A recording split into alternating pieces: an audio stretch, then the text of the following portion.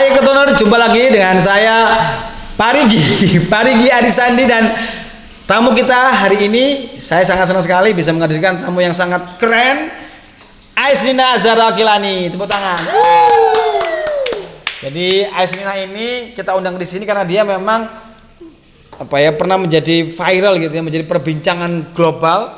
Nina pernah menghadiri pertemuan COP, jadi pertemuan tertinggi KTT Bumi di Glasgow di UK, dan juga Nina pernah diundang di Amsterdam berbicara di Amsterdam Theater dalam Plastic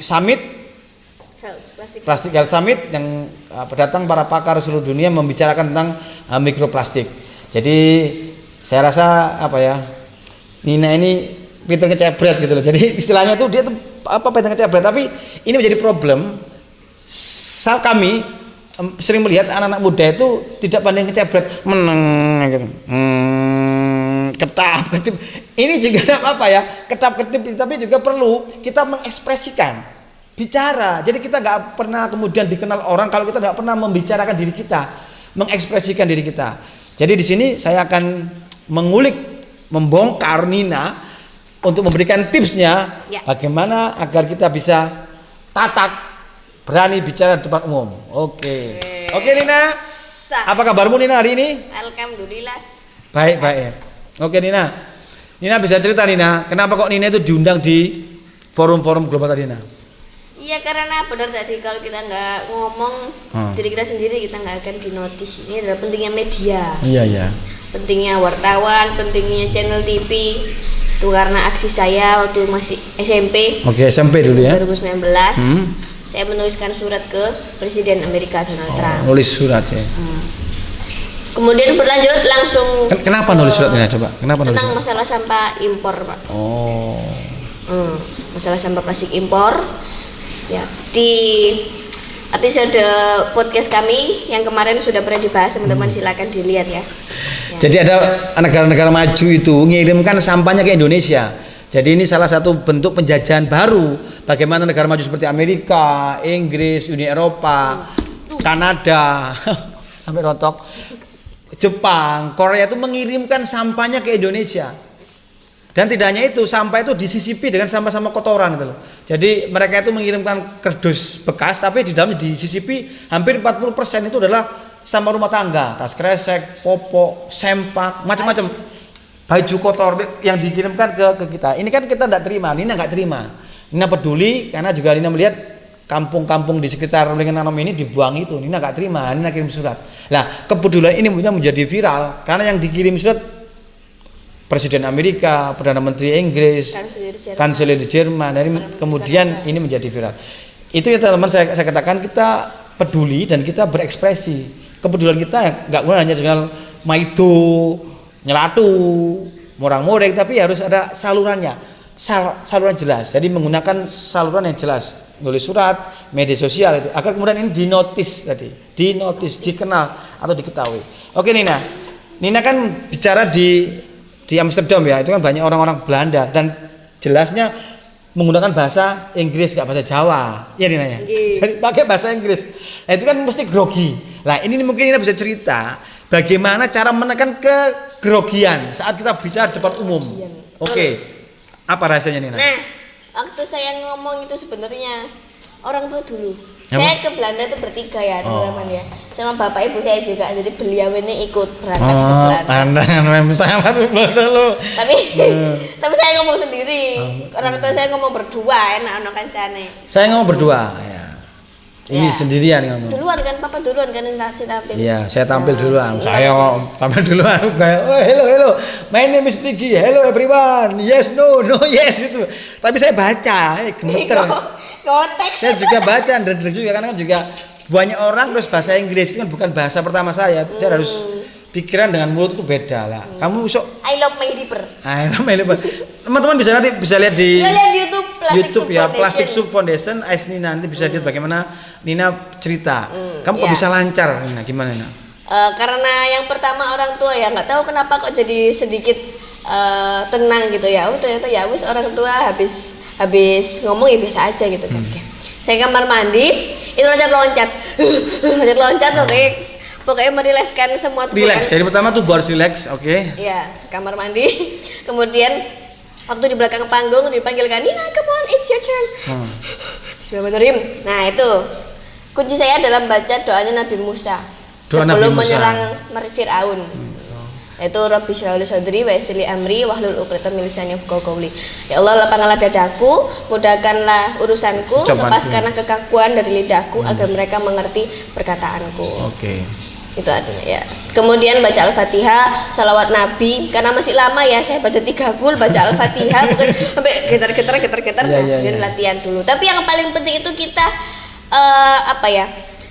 Tujuannya kita bisa diundang di sini tuh ngapain? Tujuannya kita bisa berdiri di sini tuh mau ngapain gitu. Ini kan untuk menyuarakan orang-orang kecil gitu, menyuarakan lingkungan kita, menyuarakan lingkungan kita yang tertindas, yang dihancurkan oleh negara-negara maju ini. Niatku emang membuat Indonesia jadi lebih bersih gitu kan, agar masalahnya ini dibahas, agar masalah ini dikuak, agar mereka seorang-orang Belanda ini yang mengirimkan sampah ke negara saya itu mengerti bahwa sampahnya itu nggak didaur ulang di negaranya, tapi di negara saya dan merusak lingkungan saya. Oke. Muangkal ya. Wis langsung wis terkumpul niat, wis bunder, wis siap, wis dipanggil. Sajane ya waktu di panggung ya karena pendengarnya juga antusias kan, kayak serius gitu loh ngelihatnya. Nggak ada sing tidur, nggak ada sing main HP, nggak ada sing domble.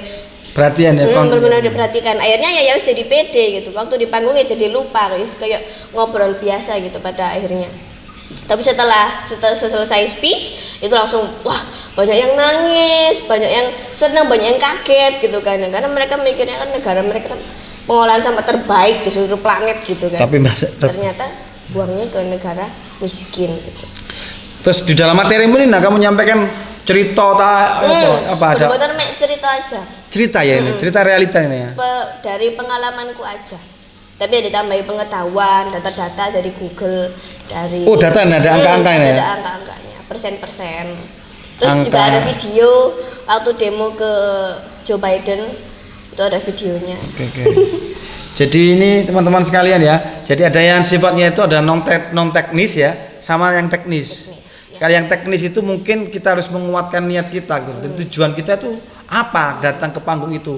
Kita ingin menyuarakan. Jadi tadi itu benar apa yang kita suarakan itu penting kan? Benar. Ini penting, ini benar itu. Jadi mungkin itu harus diformulasikan. Jadi apa yang kita omongkan itu memang ini benar terjadi, ini penting. Maka orang itu memperhatikan itu. Jadi ya teman-teman apa namanya? Terus ini tadi bilang tadi ada angka-angka, Data-data. ada persentase. Jadi menurut saya angka itu juga gampang untuk diingat. Jadi kita mempresentasikan itu ya harus dengan angka-angka 60%, 70%, ada 80% ikan mengandung mikroplastik. Jadi angka-angka. Sama berkurang.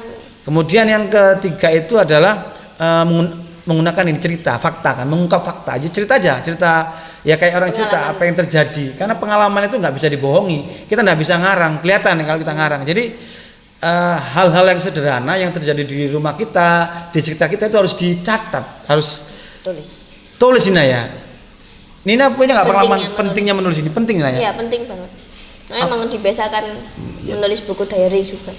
Karena itu membiasakan kita untuk tidak menghafal. Ya. Karena apa yang dilihat langsung ditulis, mendeskripsikan gitu loh. Mengekspresikan. Deskripsi itu jelas. Jadi ada air mata, ada kesedihan itu bisa kita tulis jelas. Dan itu kita ungkap. Dan itu kan tidak bisa dikarang. Jelas kita melihat bagaimana sampah itu diselundupkan itu. Jadi terus yang menarik tadi ada juga yang non teknis. Jadi kita mau nggak mau ya semua kan harus berpasrah kan itu. Ya harus, karena saya ingat Nabi Musa itu kan pendakwa, dia menyampaikan gagasan, menyampaikan ide, tapi dia tidak bisa bicara lancar karena dulu cadel kan dia. Dia waktu kecil itu kan makan bara api, dia kan mulutnya cadel, maka dia butuh Nabi Harun untuk berbicara. Maka dia berdoa untuk dilancarkan. Apa yang ada di pikiran, perkataannya juga bisa dipahami orang.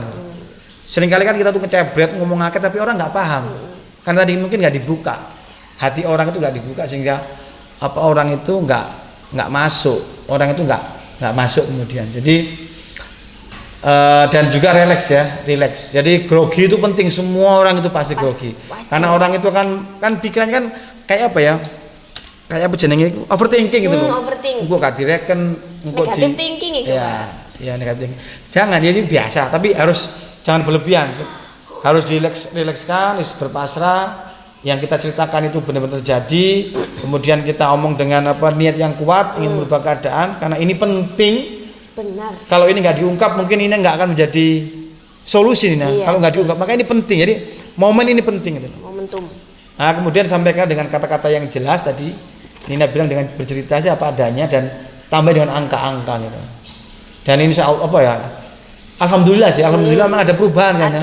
Ada yang menangis, ada yang bersedih. Bahkan kemudian juga ada perubahan sekarang. Sekarang juga ada perubahan yang terjadi, negara-negara ini sudah bikin regulasi. Bahkan plastik treaty ya. Ada plastik treaty, bagaimana kemudian negara-negara seluruh dunia itu merasa penting menangani masalah plastik. Karena orang-orang negara berkembang nggak mau dibuangi plastik. Nina nggak mau. Mereka juga nggak mau mengolah plastik. Keren, tos dulu ya, keren. Baik, mau nggak mau plastik treaty juga bagian dari apa yang Nina perjuangkan. Ya. Sekarang diatur sekarang. Ada regulasi yang mengatur jual beli perdagangan plastik ini. Ya. Jadi teman-teman sekalian, anak-anakku sekalian, jangan berkecil hati. Jadi kita harus peduli memang. Harus peduli ya. Ini kita kembali ke Nina. Ini kan awalnya dari peduli Nina. Iya. Kenapa kok Nina itu sampai peduli, nganggap ini penting? Kan tadi kan Nina nganggap ini penting kan? Ini penting, ini penting. Kadang-kadang kan kita tuh nggak penting ini kan? Ini iku nak yo. Jadi anak-anak sekalian, kamu harus peduli gitu loh. Ya kan kita kan nggak pernah kemudian merasa hanya diri kita sendiri yang penting kan, ngurus awak dewe sendiri, kemudian nggak ngurus sekitar kita gitu. Ini yang kemudian harus diasah ya, ditumbuhkan lagi rasa kepedulian ya.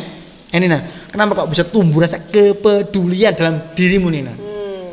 Kayaknya bisa dari to know dulu. To know, to feel, to think, to do. To know, to think, to know, to think, to feel, to do. To do ya. Gimana ini ceritanya Nina? Kepedulian itu kan nih kayak inisiatif bukan sesuatu yang muncul dari diri kita. Bergerak ya, bergerak do. Yes. Iya di sini, bergerak do. Awalnya dari to know. Tahu dulu. Jadi nduk omahku rek, ojo ndelok nang ngene sing hiburan terus. Lihat di sekitarmu, masalah plastik, pencemaran, semut, bau di kampungmu ya kan. Ada orang harus tahu apa yang terjadi di kampung. Ojo game apa slot ya kan, TikTok semuanya banyak, harus dikurangi. Apa-apa yang kemudian kita kayak kacamata kuda, lihat di sekitarmu. Kamu harus turun, harus nang kampung, nang tonggomu ya, nang tonggomu berbincang-bincang gitu. Mungkin bisa dibagi waktunya. Iya. Aji kamu harus tahu no dulu. No. Kemudian make to think. Mikir ya, think. Nek tak biarkan ini pasti makin parah. Ya, mikir. Jadi nek sampah terus kok ngene, itu akan parah. Nah, mikir terus dampaknya juga. Feel. Terus kasihan sungainya, kasihan kesehatanku juga, kasihan anak cucuku. Karena itu dipikir Nana. Orang kalau mikir terus kan itu overthinking kan itu. Thinking akhirnya perasaannya akhirnya benar tergerak. Jadi teman-teman kalau kita berbicara tentang bagaimana kita ya gak usah mikir sing adu-adu lah, mikir nang kamu dulu aja dulu. Agar kamu bisa bicara. Kadang-kadang orang itu kalau di sekolah suruh presentasi, suruh pidato kan grogi. Kan dia belajar hal yang jauh Nina, bukan di kampungnya. Coba kalau kamu belajar tentang relate. Yang paling relate adalah masalah di kampung kita. Deket-deket. Jadi tadi itu dari mata turun ke hati. Dari mata turun ke hati. Dari mata turun ke hati relate. Relax tuh. From eyes to the heart ya. Iya betul. Jadi kamu sering melihat, sering ngintip kan, sering melihat yang terjadi di sekitarmu loh. Ojo turu tang turu budal sekolah. Harus di kampungmu harus dilihat. Diamati.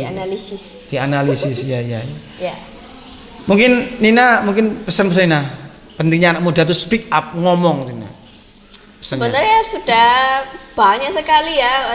Banyak banget orang-orang yang terus bergantung pada anak muda ya. Gen Z ini dibilang generasi emas gitu ya, karena akan membawa Indonesia menjadi negara maju karena inovatif gitu ya. Tapi sisi lain juga ada generasi muda yang masih stay di zona nyamannya, nggak mau keluar, nggak mau berubah gitu kan.